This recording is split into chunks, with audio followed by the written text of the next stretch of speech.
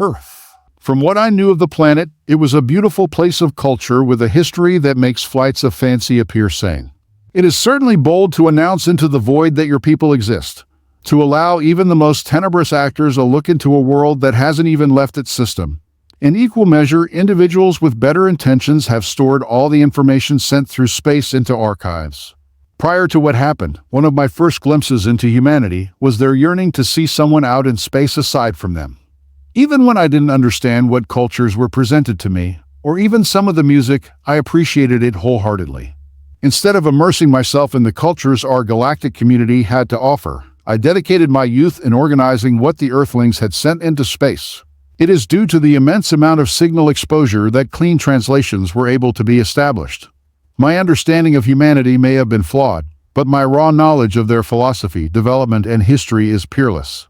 It is unfortunate that out of all the nations of the stars to invade Earth, my people fired the first shot. Without even consulting those who had in-depth knowledge of humans, hubris drove their will and overridden common sense. Only one silver lining existed from the invasion. It was much easier to obtain digital and physical copies of my interests.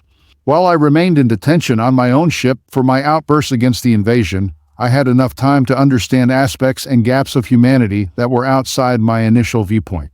Films and books about alien invasions or otherworldly entities in general, arguments about the validity of them winning such opposition, or the amount of times their own militaries become weaker for the plot to work.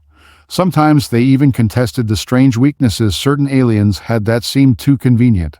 To humanity, their common sense of aliens coming to Earth maintained a perfection bias. The assumption that an invading force would just glass a planet from the beginning.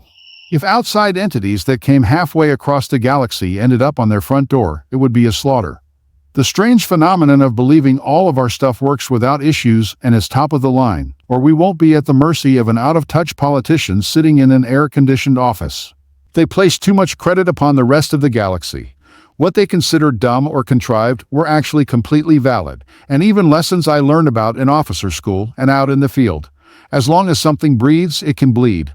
If it can think, it has beliefs. If there are more than two beings, they will have differences. If it was made by mortal hands, it can be undone all the same. My people on all levels and echelons of government and military were undone by their own heightened sense of self-worth.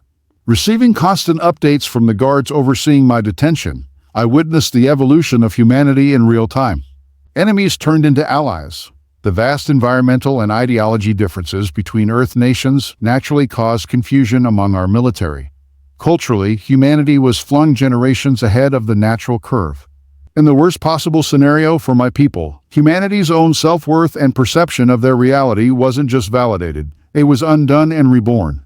Even when they had lost territories or their casualties skyrocketed, the fact they were holding on was nothing short of pure insanity. We had shown weakness by not throwing down everything with all our might. We demonstrated that our war machines could be felled. We lost the element of true shock and awe, however, I am uncertain if that would have made a difference in the end. A war projected to be 7 hours had turned into a grueling 7-week endeavor. High-ranking officers were fired or cycled through, making matters significantly worse. While my forces bled, I witnessed the creation of a new norm from the humans. Simultaneously, support for the war had deteriorated into protests back home. In the face of hell, the humans still created art and music. Propaganda turned into reality. Heroes of all walks of life were forged. If humanity were to completely make it through, I suspect that their movie industry would be nothing but first-contact war films for decades to come. In the midst of my analysis, a small group of my watchmen came by. The man in charge did not knock, only unlocking the door and stepping to the side. The people with him followed the same pattern, standing to the side at attention and allowing passage for me to exit. Congratulations, Seaman Recruit Brokskulfurldy, you have your rank back.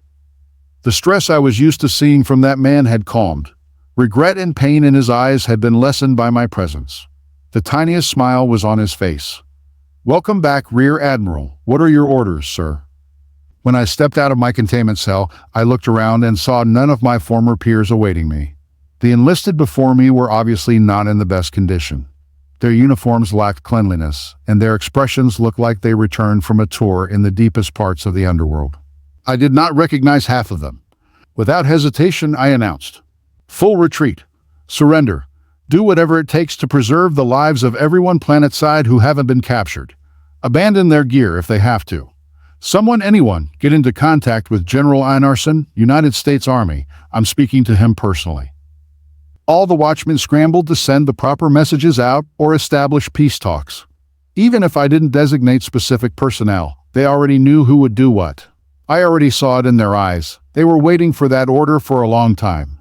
For my choice of individual, from what I knew, Einarsson went from private all the way up to general, then became the general of the army due to the invasion, proving his leadership worth during the conflict, especially when he's part of the infamous 50 war tribes, as my fleet called them. I could have contacted anybody. In retrospect, it would have been more efficient to call multiple representatives simultaneously to stop the war.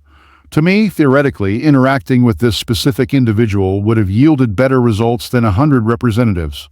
I did not doll myself up in a dress uniform. Instead, I went directly to my former office and sat at my computer. I waited. 1,000 thoughts ran through my head. The possibility that this was about to be my last mistake was looming over my shoulder. All of my working knowledge about humanity was about to be put to the sword, even more so since it was someone from the United States. Who knows what could happen? This will be my first time interacting with a human being. With how my government and entire chain of command has operated this far, it might be my last. For someone with as much experience as this human, surely, he has the experience of fighting his own chain of command more than the enemy. Out of all people, he should understand things that a normal politician or non-prior enlisted officer do not even conceive of. It took a surprisingly short time for General Einarsson to come online. The man looked like he just crawled out of a hole, stone-faced, yet his eyes still had light in them. No dress uniform, instead wearing a messy working uniform. Instead of an office, he was in a tent. The only working thing he could sit on was a monoblock chair, and the amount of noise in the air sounded like taunts and celebrations. In the midst of my own anxiety, I threw caution to the solar winds and secretly recorded the conversation. Both of us look like ass. I casually began. The stoic man immediately laughed. His healthy laughter told me everything I needed to know. I made the right choice.